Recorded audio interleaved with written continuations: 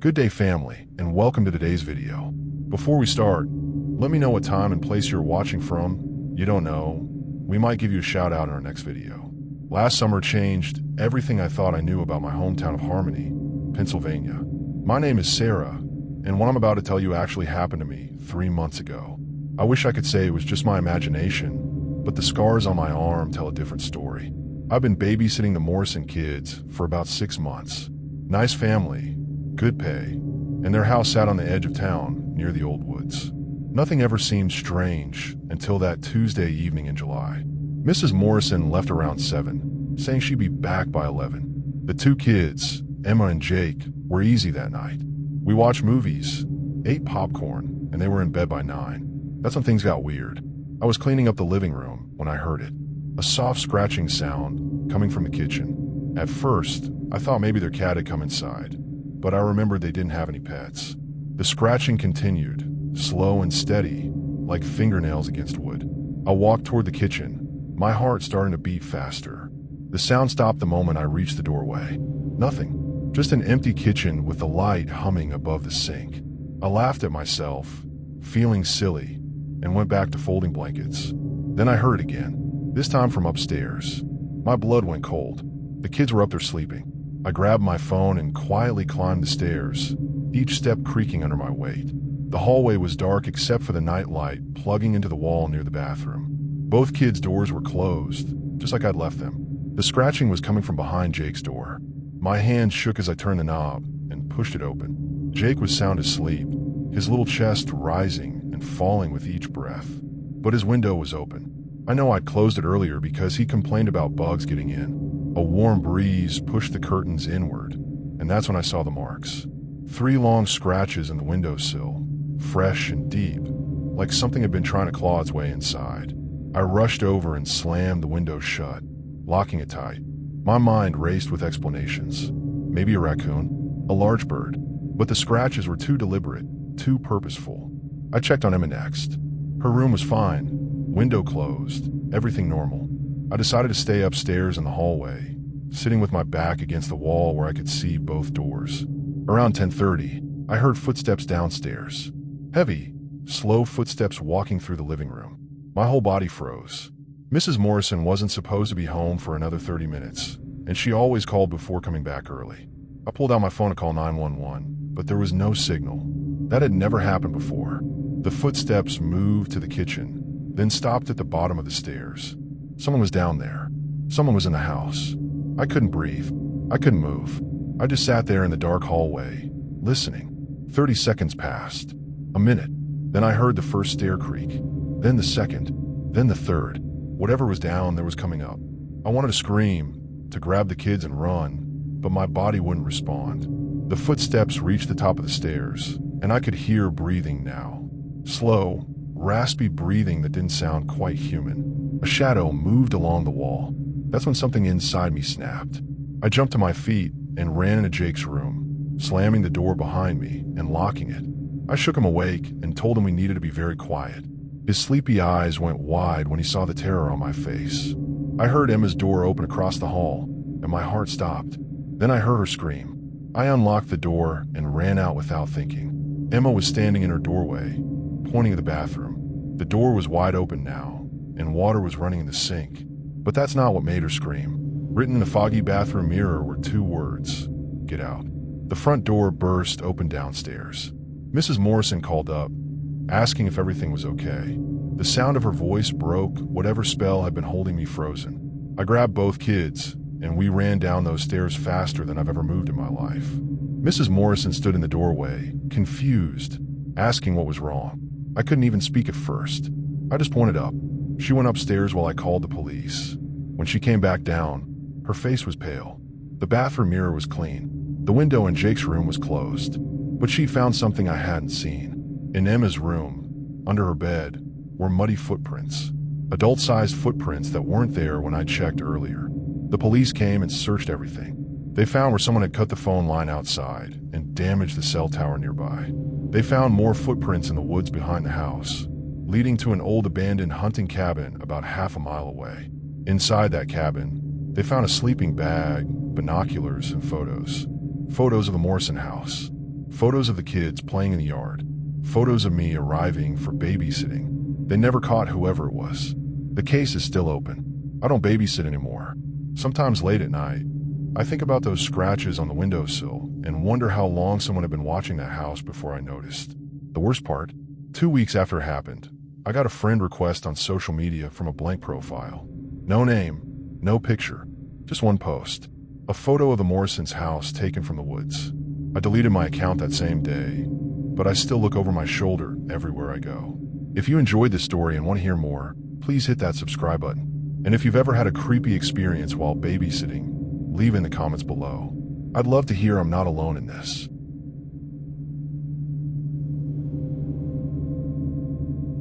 You won't believe what happened to me at the Clearfield County Fair last October. My buddy Tyler and I have been going to that fair since we were kids, and nothing weird had ever happened. But this year was different. This year, I saw something that still keeps me up at night. The fair was winding down around 10 p.m. Most families had gone home, and only teenagers and young adults were hanging around. Tyler wanted to ride the Ferris wheel one last time before we left, so we got in line. That's when I noticed her, an old woman standing by the fun house, just staring at us. She wore a long dark coat, even though it was warm out, and her hair hung down past her shoulders in gray tangles. What caught my attention was her eyes. Even from 20 feet away, I could see how intense they were, locked right on me. Tyler nudged me, breaking my focus. We got on the Ferris wheel and started our climb. When we reached the top, I looked down at where the old woman had been standing. She was gone. I felt relieved and tried to enjoy the view of the fairgrounds lit up against the dark Pennsylvania hills. Then Tyler grabbed my arm and pointed. The old woman was standing directly below us now, still staring up. "Dude, that's creepy," Tyler said. "How did she move that fast?" We'd only been at the top for maybe 10 seconds. The ride started moving again, bringing us down. I kept my eyes on her the whole time, watching as we descended in a slow circle. She didn't blink, didn't move, just watched us with those cold, dark eyes. When we reached the bottom and the ride operator let us off, the woman was nowhere in sight. Tyler laughed it off, saying she probably just walked away, but I had this sick feeling in my stomach. We decided to head to the parking lot and call it a night. The fair was nearly empty now, with workers starting to clean up trash and shut down some of the game booths. The parking lot was on the far side of the fairgrounds, past the livestock barns. As we walked, I heard footsteps behind us. I turned around quick, but the path was empty, just darkened food stands and shadows between the buildings. Tyler didn't hear anything, had his earbuds and listening to music. I picked up my pace. We passed the pig barn, and that's when I smelled it. Something rotten, like meat that had been sitting in the sun too long. Tyler smelled it too and pulled out his earbuds, making a disgusted face. The smell got stronger as we walked, following us. Then I heard a voice, a woman's voice, singing an old song I didn't recognize. The words were in another language, something that sounded almost like German, but not quite. Tyler heard it this time. We both stopped walking and looked around. The singing was coming from behind a sheep barn to our right. It echoed off the metal buildings, making it hard to tell exactly where it originated. Against my better judgment, I walked toward it. Tyler hissed at me to stop being stupid, but I had to know. I peeked around the corner of the barn. Nothing there, but empty pens and hay bales. The singing stopped. Then I felt a hand on my shoulder. I spun around so fast I almost fell over. It was just Tyler, looking annoyed. But behind him, about 30 feet away, stood the old woman. She'd followed us. Now we could see her more clearly under the parking lot lights. Her coat was stained with something dark. Her hands were covered in what looked like dirt or dried blood. And she was smiling, showing teeth that were too white, too perfect for someone her age. She started walking toward us, that same song humming from her throat. We ran. I'm not ashamed to admit it. We both took off toward Tyler's truck, as fast as our legs could move. I could hear her footsteps behind us, faster than they should be, and that humming getting louder. My lungs burned and my legs felt like rubber, but I didn't dare look back. Tyler reached his truck first and fumbled with his keys, dropping them on the ground. I grabbed them and unlocked the door, practically throwing myself inside. Tyler jumped in the driver's seat and started the engine. That's when she appeared right in front of the truck. 1 second the space was empty, the next she was there, both palms pressed against the hood. Her smile was gone. Her face was twisted in rage, mouth open showing even more teeth than before. Too many teeth. Tyler threw the truck in reverse and floored it. The tires squealed as we shot backward. When he slammed on the brakes and shifted a drive, the woman was gone again. We drove out of that parking lot doing 50 miles an hour, not caring about the speed bumps. Neither of us said a word for the first 5 miles. When we finally pulled over at a gas station, our hands were shaking. Tyler tried to rationalize it, saying maybe she was on drugs or mentally ill, but we both knew what we'd seen wasn't normal. The way she moved, the way she appeared and disappeared, the smell, those teeth. Nothing about her was right. We decided to look up information about the Clearfield County Fair when we got home. What we found made everything worse. Turns out, 20 years ago, a carnival worker died at that same fairground. A woman who worked in the funhouse. The news article said she'd been found dead in her trailer, and the cause was never determined. The photo of her in the article showed a younger version of the woman we'd seen. But here's the thing that really messes with my head. The article mentioned that several fairgoers reported seeing her ghost in the years following her death. She would appear near the funhouse, watching people, following them. The sightings eventually stopped about 15 years ago. People assumed the hauntings had ended. Until now, apparently. I called the fair office a week later to ask about the funhouse worker, but the woman on the phone got very quiet when I mentioned the name. She said they don't discuss that situation and asked me not to spread rumors. Then she hung up. Tyler and I haven't been back to that fair since. We probably never will. Sometimes I dream about that parking lot, about running toward the truck with that humming chasing me through the dark. And every time I wake up, I swear I can smell that rotten meat smell, just for a second before it fades away. Whatever we encountered that night at the Clearfield County Fair wasn't human, and it's still out there somewhere, watching from the shadows between the bright lights and cotton candy stands.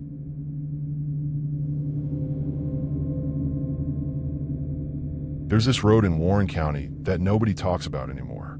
Route 666, though the county changed the number to 665 about 10 years ago.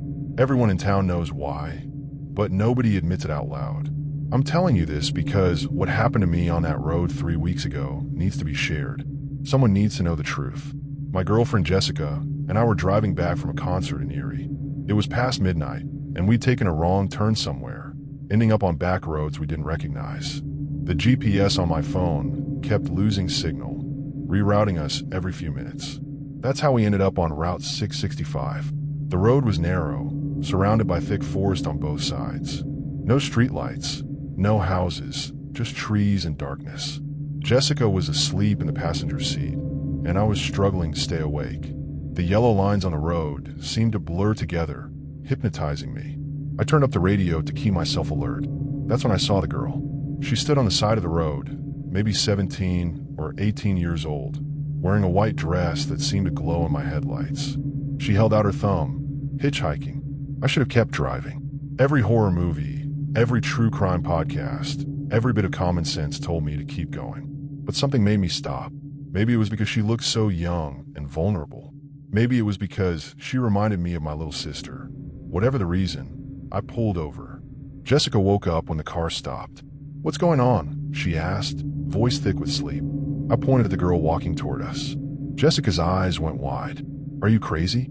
Don't pick up hitchhikers in the middle of nowhere." But the girl was already at the window, smiling sweetly, her face pale in the dome light. "Thank you so much," she said. "My car broke down about a mile back. I just need a ride to Bradford.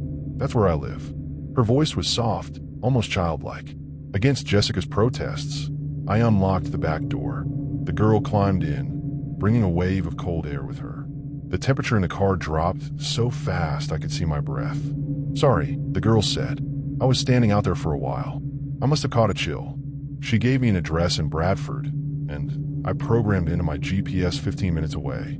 Jessica turned around to look at our passenger, her face tight with concern.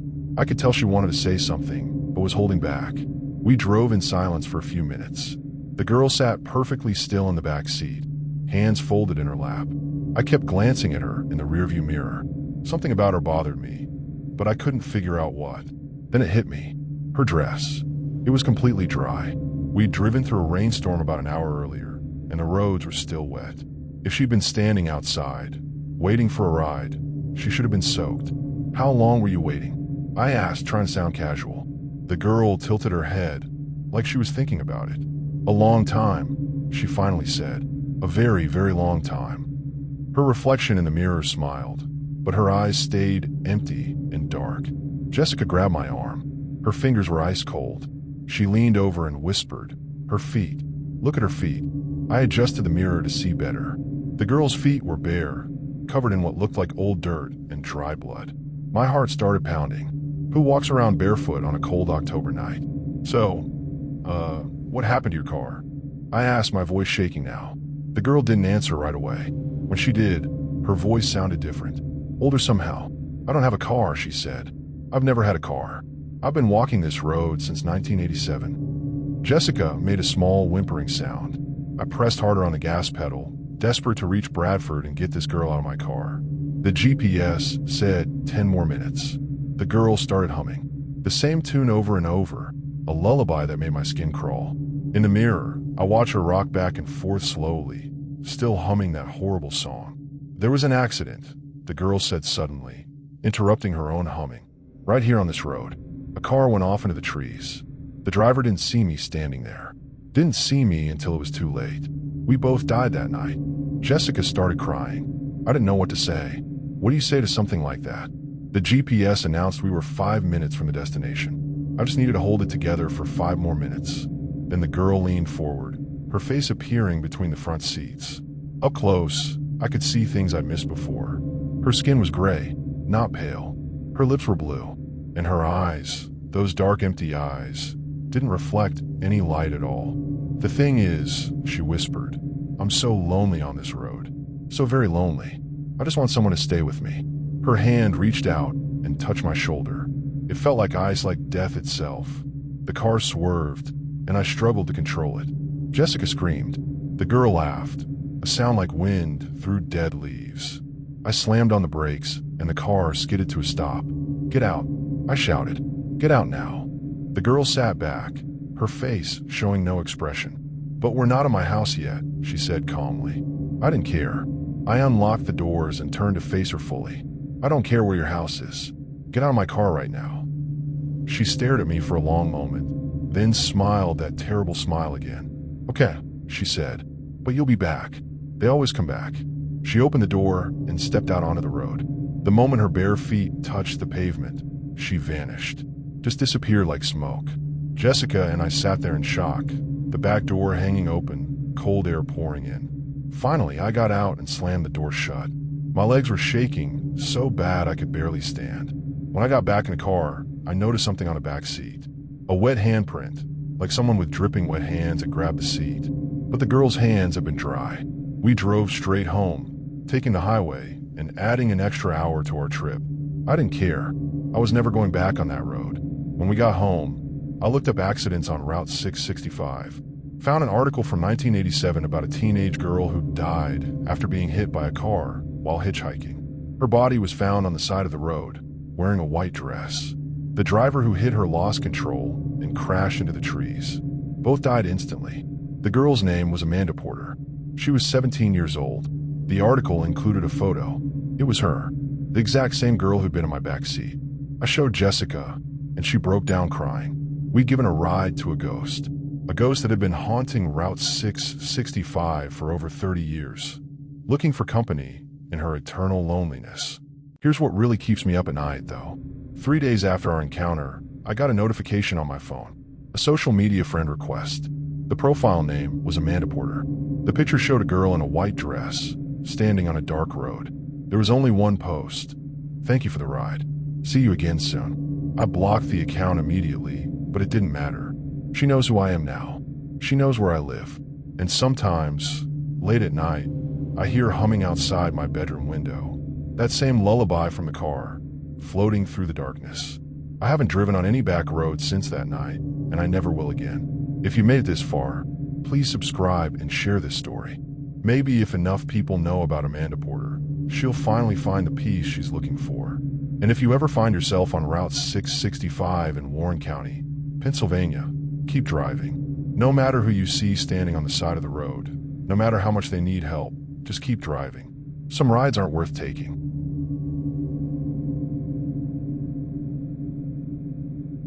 Working night security at the old textile mill in Allentown seemed like easy money.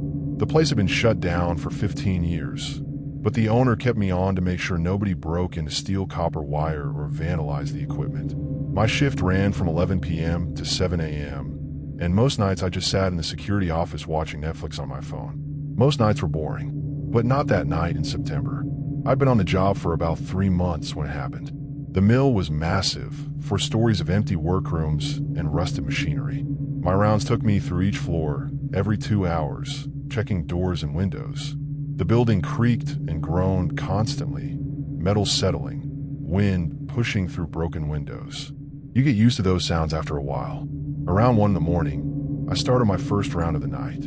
The first floor was fine, everything locked up tight. The second floor was the same. When I reached the third floor, I noticed something different. One of the windows was open. I knew it had been closed earlier because I checked at the start of my shift. Maybe the latch was broken and wind had pushed it open. I walked over to close it, my flashlight cutting through the darkness. That's when I heard the music. Faint at first, like someone playing a radio far away. It sounded old-fashioned, like big band music from the 1940s. I stopped moving and listened carefully. The music was coming from upstairs, from the 4th floor. But that was impossible. There was no electricity up there.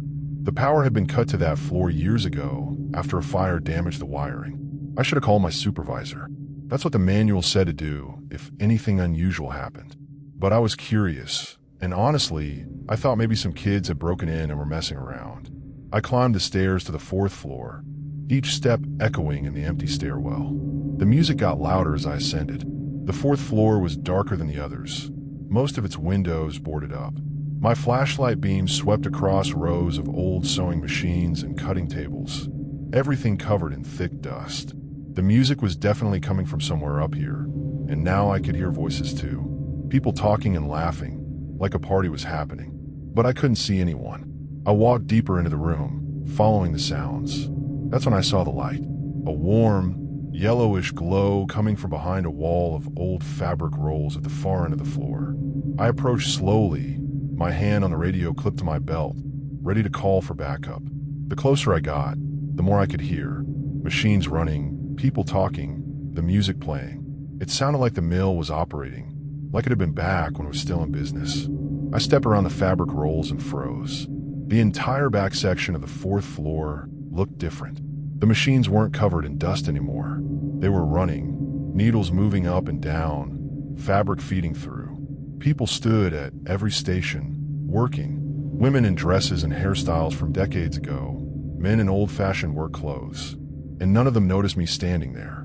My brain couldn't process what I was seeing. I blinked hard, thinking I must be dreaming or hallucinating. But when I opened my eyes, they were all still there.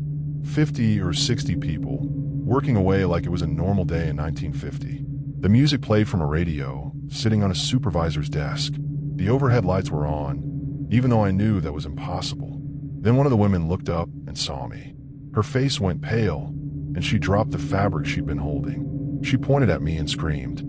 Every single person stopped working and turned to stare. The music cut off. The machines fell silent. And in that terrible quiet, I realized something. These people looked wrong.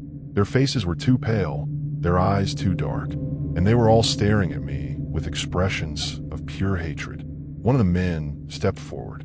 "You're not supposed to be here," he said, his voice echoing strangely. "This is our time, our floor. You have to leave." I tried to back away, but my legs wouldn't move. I was paralyzed with fear. More workers started walking toward me, leaving their stations, surrounding me. Their hands reached out, fingers stretching toward my face and arms. I found my voice and screamed. The sound broke whatever spell was holding me frozen, and I turned and ran. Behind me, I heard footsteps, dozens of footsteps, chasing me across the factory floor. I didn't look back. I just ran as fast as I could, my flashlight bouncing wildly, making shadows jump and dance on the walls. The stairwell door seemed miles away, but I finally reached it and burst through. I took the stairs 3 at a time, almost falling twice. When I reached the 3rd floor, I looked back up. The workers were crowded at the top of the stairs, staring down at me. But they weren't following anymore. They just watched as I continued my descent, their faces expressionless now.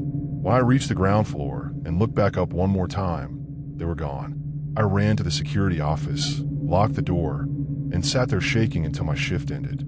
I didn't do any more rounds that night. When my supervisor arrived at 7, I tried to explain what I'd seen. He gave me a strange look and said, "Oh, you saw them too?" "Yeah, that happens sometimes. Nobody likes working the 4th floor." Just like that, casual as talking about the weather. Turns out, a fire in 1963 killed 43 workers on the 4th floor. They'd been trapped when the stairwell filled with smoke. According to my supervisor, every night guard who worked there eventually encountered the ghost workers. Some quit immediately. Others, like me, just avoided the 4th floor. The owner knew about it, but never told new hires because nobody would take the job if they knew the place was haunted. I worked at that mill for 2 more months before I couldn't take it anymore. Not just because of what I'd seen, but because of what happened after.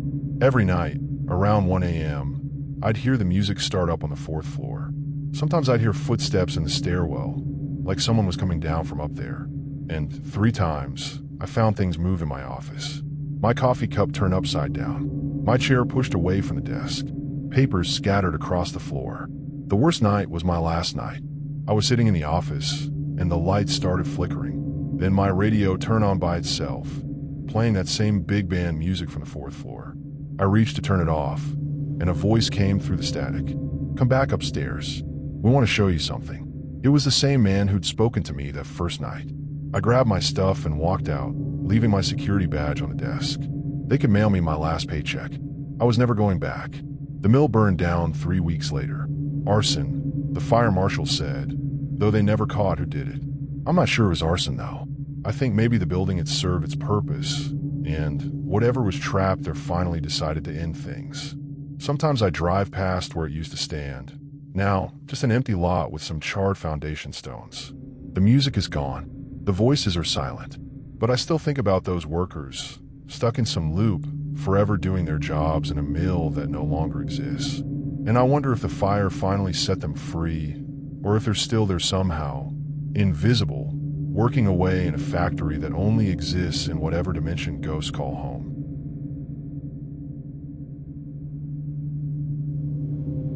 My family moved to Mount Pleasant when I was 16, and I hated it from day one. Small town, nothing to do, everybody knowing everybody else's business. The only good thing was our house sat on 10 acres with woods out back where I could escape and be alone. That's where I met David, and that's where everything went wrong. It was early November, leaves crunching under my feet as I walked my usual trail through the woods. I've been exploring back there for a month and never seen another person. So when I spotted someone sitting on a fallen log about 50 yards ahead, I was surprised. A kid around my age, wearing a heavy jacket and staring at the ground. I almost turned back, but he looked up and waved, so I figured I'd say hello. "Hey," he said as I approached. "I'm David. Just moved here." I introduced myself, and we started talking. He seemed normal enough, told me his family bought the property next to ours. We talked about school, about how boring Mount Pleasant was, about music and movies.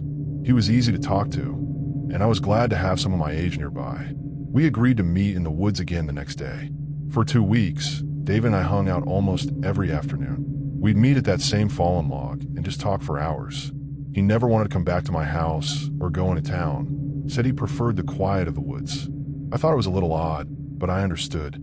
I felt the same way. The weird thing was, he always wore the same heavy jacket, even though some days weren't that cold. One day I asked him what school he went to. He got quiet for a minute, then said he was homeschooled. That made sense, I guess. But then I asked him where exactly his house was, thinking maybe I could stop by sometime. He pointed vaguely toward the north end of the woods and changed the subject quickly. I let it go. The first time I felt like something was really wrong was when I tried to take a photo of us. I thought it would be cool to have a picture of my new friend. I pulled out my phone and held it up for a selfie. David immediately put his hand up, blocking his face. "Don't," he said, his voice sharp. "I don't like photos." I apologized and put my phone away, but his reaction seemed extreme. People who don't like photos usually just look away or make a joke about it. They don't panic. A few days later, I mentioned David and my parents at dinner. I said I'd been hanging out with our new neighbor in the woods. My mom looked confused. "What new neighbor?" she asked. I told her about David and his family. My dad shook his head. "The property north of us hasn't sold. Still belongs to the Henderson family, and they live in Pittsburgh. Nobody's moved in there. I insisted I was telling the truth, that I'd met David, that we'd been hanging out for weeks. My parents exchanged one of those looks parents give each other when they think their kid is lying or losing it. Maybe he's visiting the Hendersons, my mom suggested. I dropped the subject, but it bothered me. Why would David lie about living there? The next day, I went to our usual meeting spot early, determined to get some answers. David showed up right on time, wearing that same jacket. I asked him directly about his family and where he lived. He got defensive, saying it was none of my business. We argued for the first time, and he stormed off into the deeper woods. I followed him, angry and confused. "David, wait," I yelled, pushing through the underbrush. He was moving fast, weaving between trees like he knew the woods perfectly. I struggled to keep up. Then he just vanished. 1 second he was ahead of me, the next he was gone. I stopped, breathing hard, and looked around. Nothing. No sound of footsteps, no movement. It was like he'd disappeared into thin air. That's when I noticed where I was. I'd never been this deep in the woods before. There were old stone foundations here, the remains of buildings long gone. And in a small clearing, I saw something that made my blood turn to ice. Grave markers. A small, forgotten cemetery hidden in the woods, overgrown with weeds and moss. I walked closer, reading the names on the weathered stones. Most were from the 1800s and early 1900s. Then I found it. A smaller stone, newer than the others but still old. The name carved into it read, David Morrison, 1990 to 2006. Beloved son, forever young. Below there was a brief inscription, lost in these woods, never forgotten. My hand started shaking. I read the date again. 2006, that was 19 years ago. I pulled out my phone and searched for the name. Found an old news article from a local paper.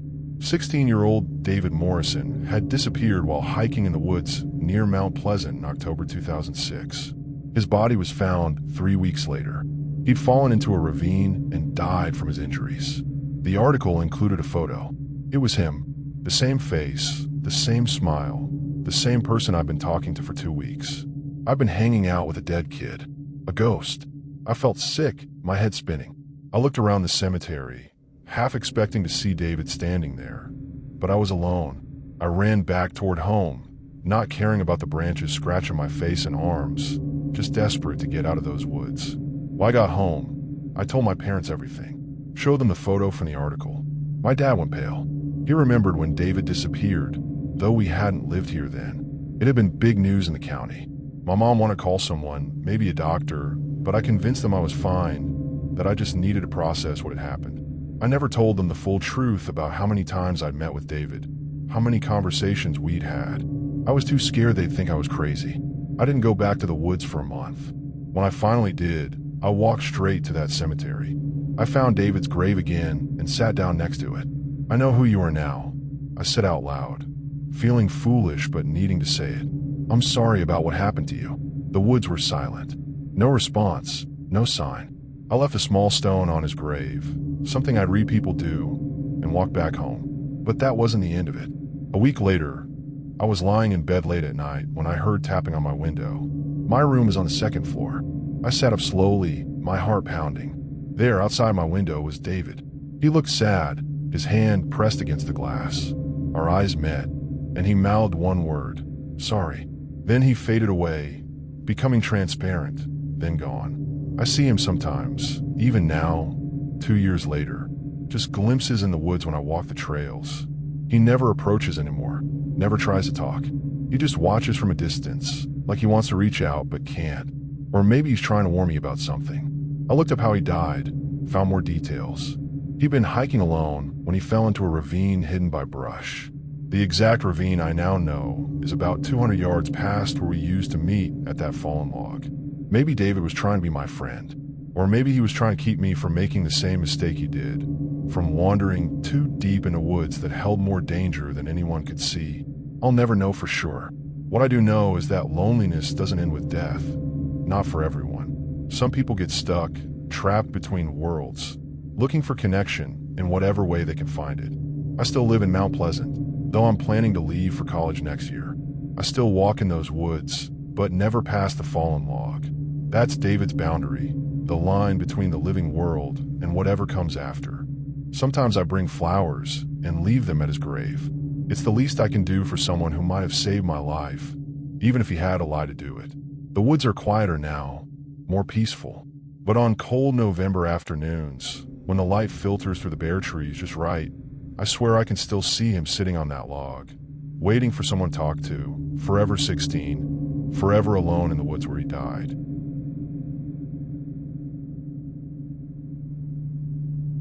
Let me tell you about the worst decision I ever made. It happened in Centralia, Pennsylvania, the town that's been burning underground since 1962. Everyone knows about Centralia, the abandoned coal mining town where smoke rises from cracks in the earth and the ground is too hot to touch in places. What most people don't know is that you're not supposed to go there anymore. The whole town was condemned, but my friends and I went anyway, and I wish to God we hadn't. It was Marcus's idea. He'd seen videos online of people exploring Centralia, walking down the famous graffiti highway, taking photos of the abandoned buildings.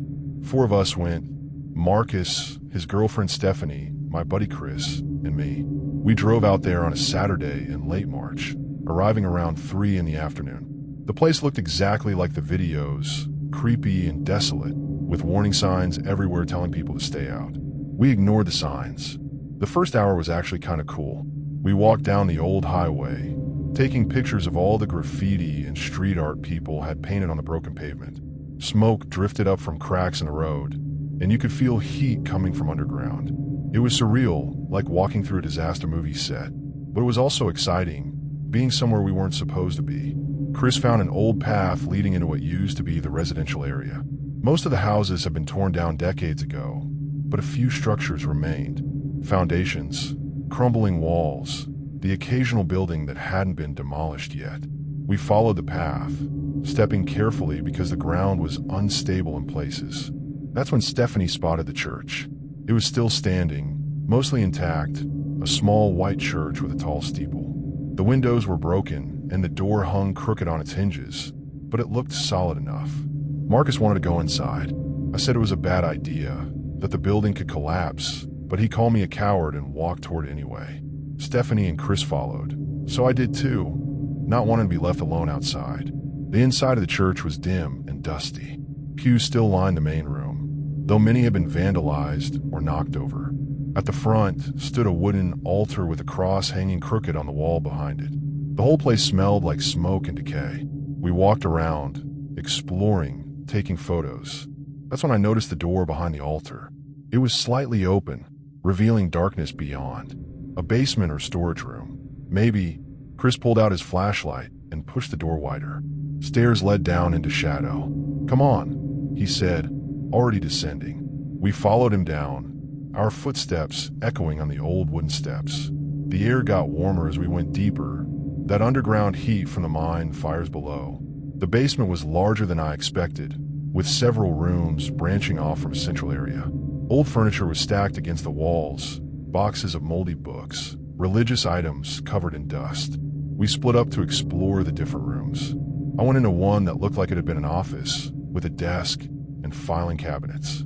I was looking through some old papers when I heard Stephanie scream. We all ran toward the sound. She was in the farthest room, pressed against the wall, pointing at something in the corner. At first I didn't see it. Then Chris moved his flashlight, and I understood why she was screaming. There was a person sitting in a chair in the corner. A man, slumped forward, not moving. He was wearing old-fashioned clothes, covered in dust and cobwebs. "Is he dead?" Marcus whispered. Chris approached slowly, his flashlight beamed steady on the figure. "He's got to be. This place has been abandoned for decades." But as Chris got closer, the man's head lifted, slowly, creakily like a rusted hinge. His eyes opened, and they glowed faintly in the darkness. He looked at us, and his mouth spread into a terrible smile. "You shouldn't be here," he said, his voice raspy and raw. "This is hallowed ground. You've trespassed." We all backed toward the door, but Marcus was closest to the man, and before any of us could react, the man reached out with impossible speed and grabbed Marcus's ankle. Marcus screamed and fell, tried to pull away. The man's grip was like iron. Chris and I grabbed Marcus's arms and pulled. For a horrible moment, It was a tug of war with Marcus in the middle, screaming in pain. Then suddenly the man let go, and we all tumbled backward. The man stood up from his chair, unfolding to an impossible height, his head nearly touching the ceiling. He wasn't right. His proportions were wrong, his limbs too long, his face distorted in the flashlight beam. "Run!" Stephanie yelled, and we didn't need to be told twice. We scrambled up those basement stairs, Marcus limping, all of us pushing and shoving to get through the door. Behind us, I could hear footsteps. Slow, deliberate footsteps climbing the stairs. We burst out of the church into the late afternoon sunlight, not stopping until we'd reached the old highway. We looked back at the church. The door we'd come through was closed now, though none of us remembered closing it. And in the broken window of the steeple, we could see a figure standing, watching us. Too tall to be a normal person, just standing there, motionless. We ran back to Marcus's car and got the hell out of Centralia, doing 80 miles an hour on the access road. Marcus's ankle was badly bruised where the thing had grabbed him. The bruise was in the shape of a hand, but the fingers were too long, the palm too wide. It took 3 weeks to heal, and even now, a year later, he says it aches sometimes, especially when it's cold. We never told anyone the full story of what happened. Who would believe us? I looked up the history of that church later. Found out it was one of the last buildings in Centralia, scheduled for demolition, but never torn down because of budget issues. But here's the creepy part. According to old records, the church had a caretaker who refused to leave when the town was evacuated. A man named William Brennan. He was found dead in the church basement in 1985, having apparently refused to abandon his post despite the danger. The official cause of death was smoke inhalation from the mine fires. But if he died in 1985, what did we encounter in that basement? Was it his ghost, still guarding the church 40 years after his death? Or was it something else? Something the mine fires and decades of isolation had created in that abandoned town? I don't know, and I don't want to know. What I do know is that some places should stay abandoned. Some warnings should be heeded. The four of us don't talk much anymore. Stephanie moved away for college and won't return phone calls. Chris pretends it never happened. Marcus has nightmares, wakes up feeling like someone's grabbing his ankle, pulling him down. And me? I can't look at churches the same way anymore. Every time I pass one, I wonder what might be waiting in the basement, in the shadows where the light doesn't reach. If you've stuck with me through all 6 of these stories, thank you. These are real experiences from real people in small Pennsylvania towns, places where the old world still holds power and the past refuses to stay buried. If you've had similar experiences, if you've seen things that shouldn't exist or been places that feel wrong, leave your story in the comments. Share this video with someone who appreciates true horror. And please, hit that subscribe button so you don't miss our next collection of disturbing true stories. Until next time, stay safe, stay skeptical, but most importantly, trust your instincts. When something tells you to stay away, to turn back, to leave a place alone, listen to that voice. It might just save your life. Take care out there, family.